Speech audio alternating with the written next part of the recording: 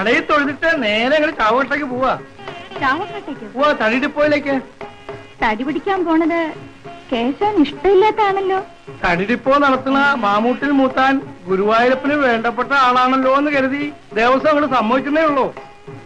അപ്പൊ പുറപ്പെടാം.